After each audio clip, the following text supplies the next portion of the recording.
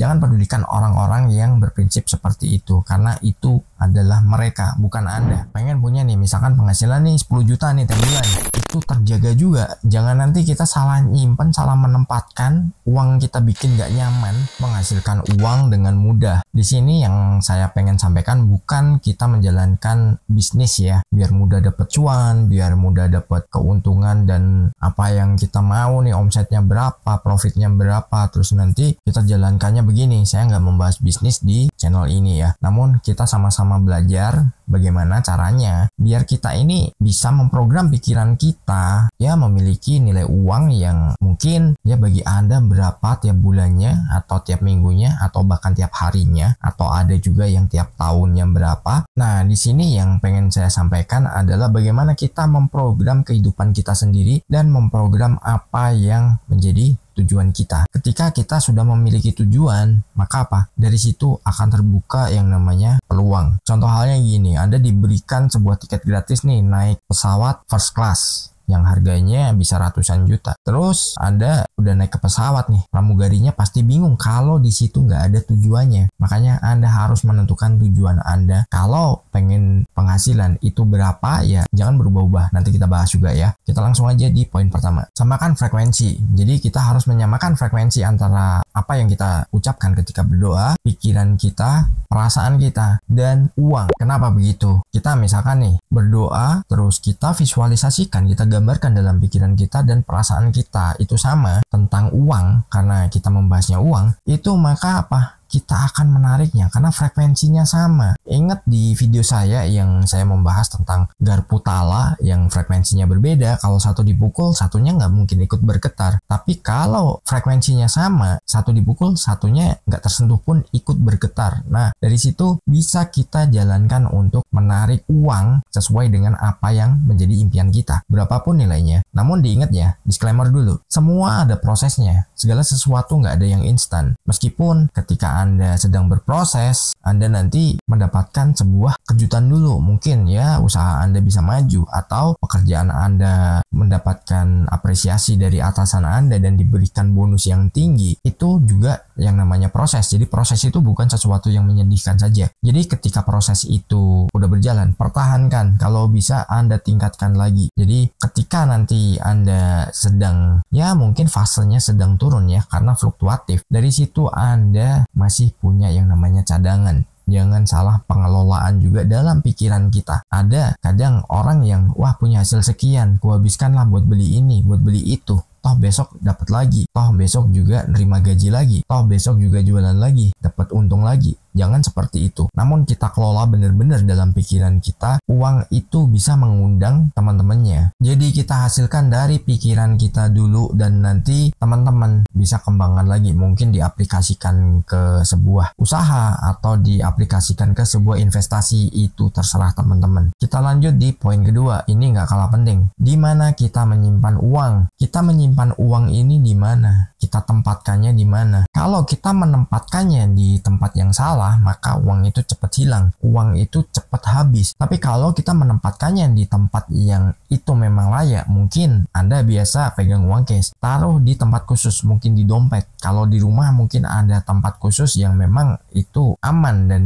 itu terjaga juga. Jangan nanti kita salah nyimpen, salah menempatkan, uang kita bikin gak nyaman, kucel, lipat-lipat, terus ya asal taruh juga. Di situ apa? Ya uang udah bosen, uang bisa turun nilainya juga. Karena apa? Bisa aja hilang, bisa aja nanti dimakan tikus atau dimakan rayap. Itu bagaimana kita menempatkan, sama halnya kita udah menghargai, dan uang lebih suka dihargai. Ketika kita tempatkan di tempat yang layak, tempat itu menyenangkan bagi uang, maka apa? Dia merasa aman. Ketika dia merasa aman, maka dia akan ngasih tahu yang lainnya bahwa dia aman bersama Anda, dan teman-temannya itu juga layak mendapatkan perlakuan yang sama. Ada pengalaman nih, ada seorang kenalan saya, dia pemilik showroom mobil ya di pulau sebelah. Dia itu punya duit, tapi dia jarang simpan di bank, karena di bank ini dia batasi untuk simpannya. Namun di rumah dia hanya menaruhnya ya mungkin di belakang TV, mungkin di bawah vas bunga, atau di tempat-tempat yang biasa di rumah. Dia pernah datang pada saya waktu saya main di kota tersebut. Dia bilang kalau tiap hari uangnya hilang sekian. Nah dari situ apa? Karena penempatannya dia nggak layak, uang merasa nggak nyaman, gua mending pergi. Nah, seperti itu. Ingat ya, uang bisa berkomunikasi juga ya. Mungkin teman-teman bisa cari juga nih video yang membahas tentang komunikasi dengan uang. Kita bicara dengan uang, kita diskusi dengan uang, itu bagaimana? Teman-teman bisa cari videonya sendiri ya, kalau yang belum pernah nonton. Dan jangan lupa, kalau ada mungkin masukan, silahkan sampaikan aja. Misalkan,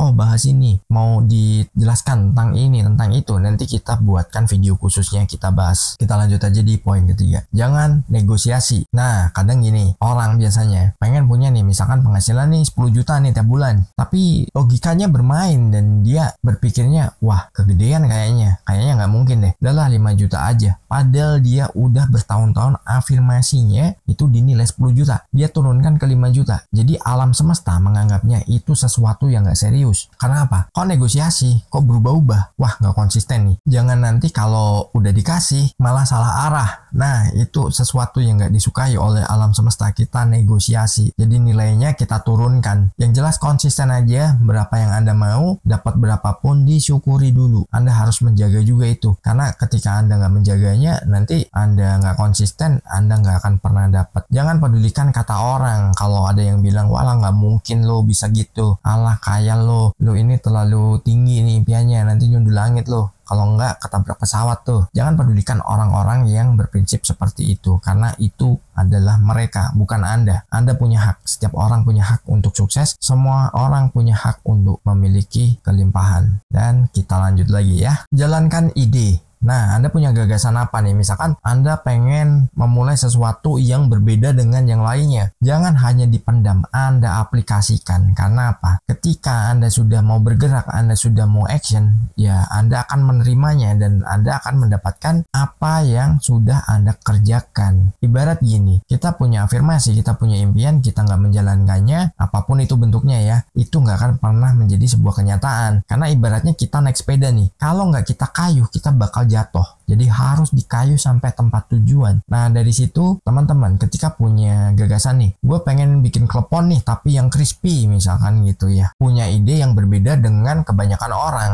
Maka apa? Aplikasikan aja, jalankan aja. Mungkin Anda memang harus eksperimen dulu. Anda harus uji coba. Oh, ternyata udah ketemu nih. Langsung eksekusi, langsung jalankan. Misalkan Anda hanya mampu membuat ya mungkin beberapa porsi, ya itu nggak apa-apa. Nggak harus dengan porsi yang besar. Anda mulai dari kemampuan Anda sendiri dulu. Dari penjualan, besok Anda tingkatkan lagi. Dan lakukan itu secara periodik ya. Jadi kembangkan terus. Nah, setelah Anda nanti udah settle ya, Anda mampunya berapa, bikin segitu secara konsisten sebelum ada peningkatan lagi. Terus hilangkan prinsip jualan ya kadang rame kadang sepi. Jangan gitu, rubah prinsipnya. Ya namanya jualan kadang rame banget, itu jauh lebih enak kan daripada kadang rame kadang sepi. Ya meskipun memang ada fasenya masing-masing ya, mungkin tiap daerah juga beda juga fasenya bagaimana. Perputaran ekonomi juga sangat berpengaruh. Nah, teman-teman bisa jalankan ya. Yang namanya law of attraction itu nggak memiliki batasan. Anda mau berapapun, Anda mau bagaimana, ya Anda sendiri yang atur dan Anda sendiri yang tentukan. Tapi jangan lupa, jalankan semuanya. Sukses berkelimpahan.